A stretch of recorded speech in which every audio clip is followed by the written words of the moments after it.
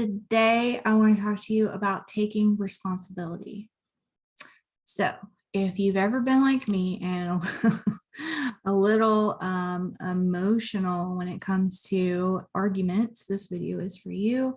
I want to talk about a few different things, including dysregulation, but there are themes of abuse as well that I will be discussing. So if that is a trigger for you and you are not able to listen to that type of content, please click off this video now. My name is Mullissa Caroline, and I make content around my healing journey in hopes that it will empower and help others to step out onto a journey of healing. And I don't like to use the word survivor, but I am a survivor of childhood sexual abuse, domestic violence, and sexual assault. So I do bring up some topics during my videos that are not detailed, but still may be triggering. So that's why I gave that disclaimer at the beginning. I am also not a licensed therapist. This is all just information that I have learned over the years since I started working on myself. So again, just information. I'm going to leave my Facebook link down below too, in case you want to go follow me over there. I plan on starting some other things too. I have other things in the works, but for now, we just got this YouTube channel started, hopefully a podcast and maybe even a Patreon in the future. And so I wanted to talk about taking responsibility today and how to take responsibility for your emotions. I had shared a video on my Facebook when I broke up with my last boyfriend. I broke up with him, and I decided to go onto Facebook and to share. And this was like a month after the breakup. I decided to share what I was doing to heal and why I was doing so well, and how I was doing well. And one of the things I mentioned was I was taking responsibility for the things that I did in that relationship. And I am still learning to do this, but I wanted to share what I've learned so far when it comes to taking responsibility. So I think sometimes we get confused. We get confused about whether something is our fault and when it's not. And if you are a survivor of childhood trauma, we learn at a very young age, sometimes more often than not, we learn to diffuse a situation by apologizing immediately because we want to calm things down, and we learn to just take the blame just to reduce the the emotional charge of that situation. And I think, while I think it's important that you take responsibility, I don't think that you should be apologizing for everything, because some things are not your fault. And so we need to learn when it is our fault and when it's not our fault. So taking responsibility for your actions or how you reacted to a situation, when you should be doing that and when not. So it's hard because I think sometimes we even just like the way that people react to us, right? Sometimes the things that people say can be triggering. So here's some things that I have heard, some things that I've said. So one of the things is during an argument, you're just being too sensitive. It's one of them. Or being called a snowflake. I dislike that term, but that's because I've been called that. So I think we need to stop using it. And the other one is if you didn't do this, then I wouldn't have done that. The blame game. And then the other one was because of insert crappy childhood experience here, that's why I do blank. So, the thing is that we have a choice about all of these things. We can choose not to say them. We can also choose not to believe them, because some of these are beliefs. And so just because I had a crappy childhood does not mean that I then get to show up in the world as a hurtful person and mistreat other people. Just because you think someone is being too sensitive does not mean you get to say that. And when you say that, I need you to understand too that you are dismissing that person's emotions. You're dismissing another human being. You're telling them their feelings are invalid. And it's like one of the worst things you can do to another person is tell them that.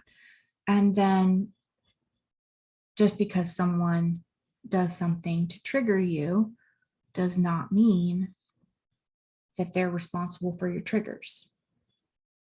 I'm going to upset some people when I say this, and that's okay, because I feel like it needs to be said. Just because someone triggers you, by the way, no one can make you feel any sort of type of way. You're responsible for your own emotions. But just because someone does something that triggers you does not make them responsible for that. You're responsible for how your triggers affect you. That's inner work. That's work that you have to do so that your triggers don't control you. So your emotions don't control you. You are in control. So it's important to have boundaries and with others and be assertive. Okay.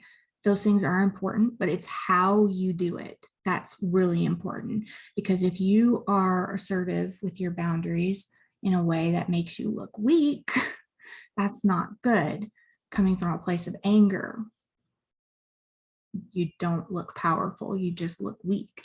And so it's completely different thing when you, okay, so it's okay to have boundaries and to be assertive, but it's a completely different thing when you justify your behavior based on how someone else is showing up. From a past experience. Okay, so let me say that again. So it's you justifying your behavior based on a past experience, because a trigger is an emotional response to a past event. Whether you remember it visually and emotionally or just emotionally, a trigger is your reaction based on a past event. And then you have this person standing in front of you that's triggering you, and you're blaming them for what someone else did, which is not okay. And, you know, it's so damaging to do this to another person, especially if they are a healthy, good person in your life and you do this. It can be really damaging, especially if it happens multiple times, because there's only so much that someone can take. And it doesn't feel good afterwards either. I know I've felt like crap anytime I've said that, because I know it's not true. It took me a while to realize that, but it doesn't feel good after.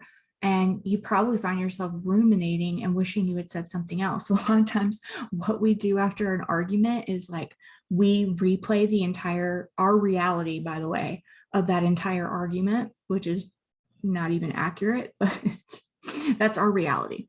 And we'll sit there and we'll ruminate and we'll wish we had said something different. And we're like, oh, I should have said that, or oh, I should have, like just going through all these like different scenarios in our head. And it's like playing a broken record, and it doesn't serve you to do that. A better approach would be to see what you can learn instead of figuring out how you could hurt someone worse the next time, or how you could have a better comeback the next time. Better approach would be to just learn from it. So it's, everything's a learning situation. And that's the good news. And you have to realize that you are in control of how you show up. And you're also in control of how you deal with that afterwards. So don't immediately apologize if you're in an argument, even if it does end up actually being your fault. Don't immediately just assume that it is, just to diffuse a situation. Step away, get some perspective, and just kind of see why you're upset. So we call this a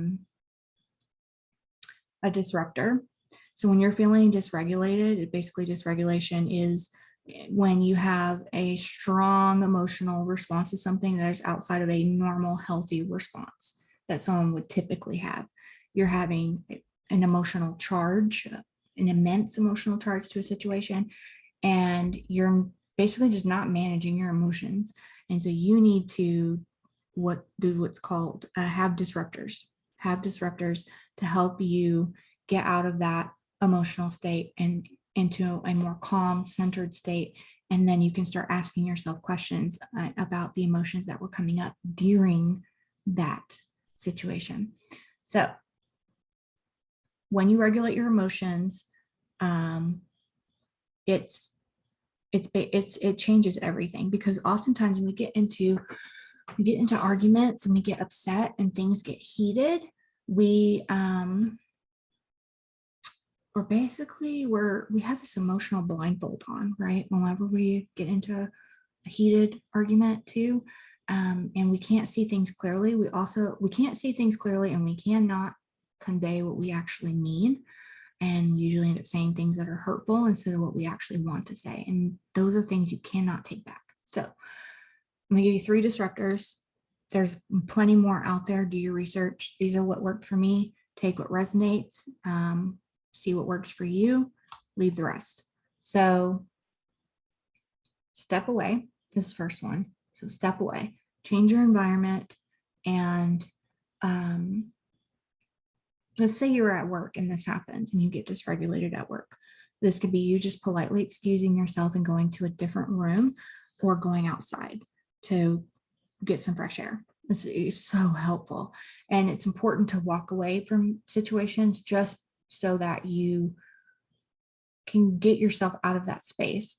And your emotions usually 90 seconds is everything, when everything's going to change. And so taking yourself out of that situation and going somewhere else puts you in a different environment, and it allows you to process your emotions in a healthier way. The other thing you can do is time or distance, which distance is kind of the first one. So taking time not to talk to someone, and that means no texts, no phone calls, emails, like not a word. Put the time there in between the communication, so you create distance to allow yourself to think about what you actually want to say, and instead of responding from a wounded ego, which is sometimes what we do.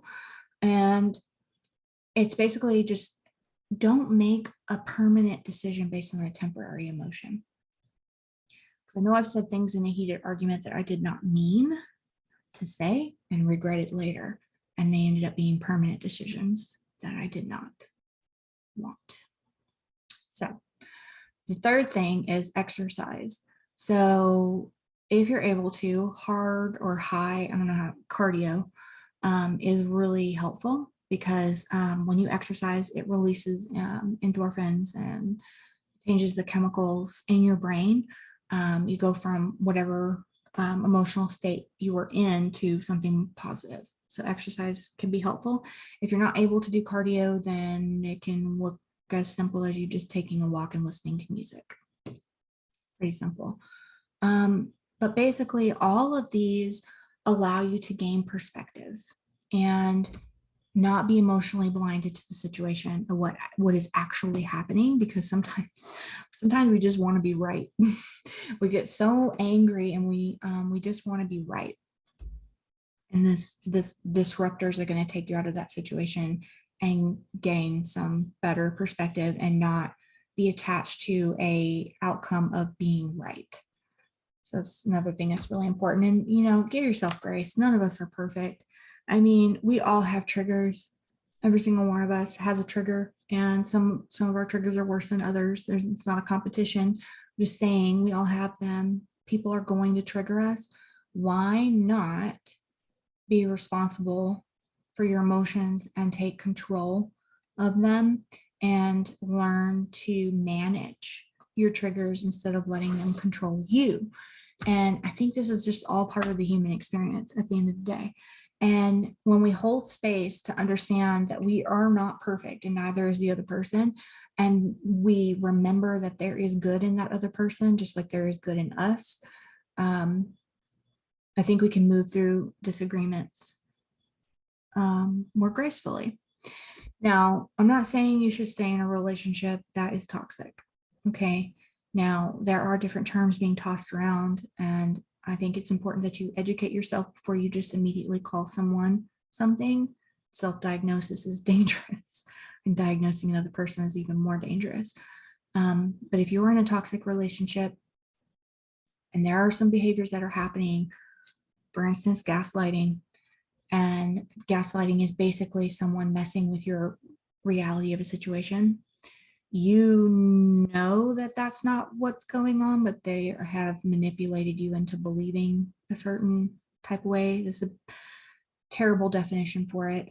Psychologists and therapists are way better at determining whether or not someone is gaslighting you. So my best advice is, if you know that you are not crazy and things are happening the way that you think they are happening, you need to take this to a therapist or someone that you trust, a friend that's going to tell you what you need to hear, not what you want to hear. Positive people, not other emotionally manipulative people. This is why I say therapists are the best bet for that.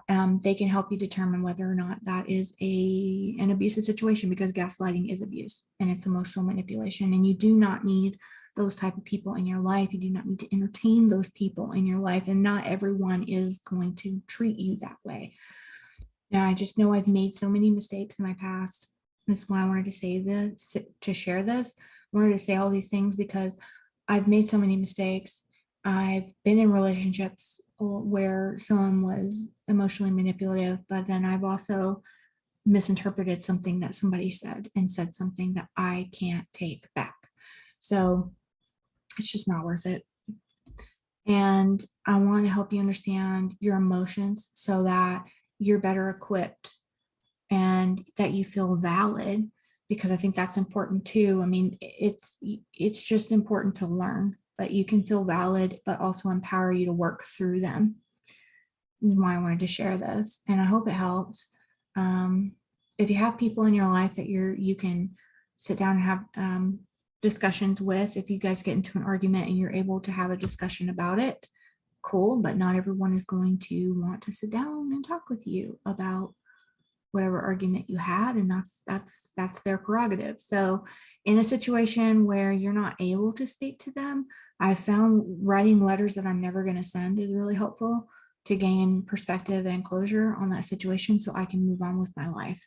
And then eventually, if we can have a conversation, we will, or we won't, but I'm not going to wait for them to give me that closure.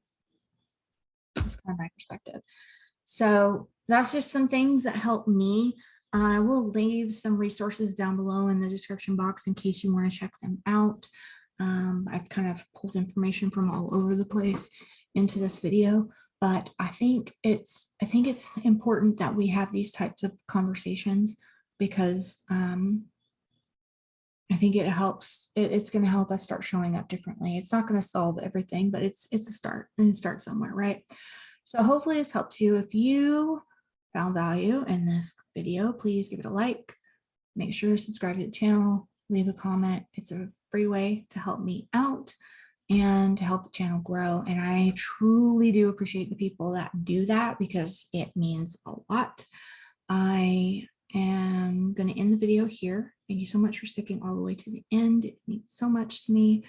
And I will see you in the next video. Until then, remember to always be kind to yourself, to others, make good choices, and I'll see you later.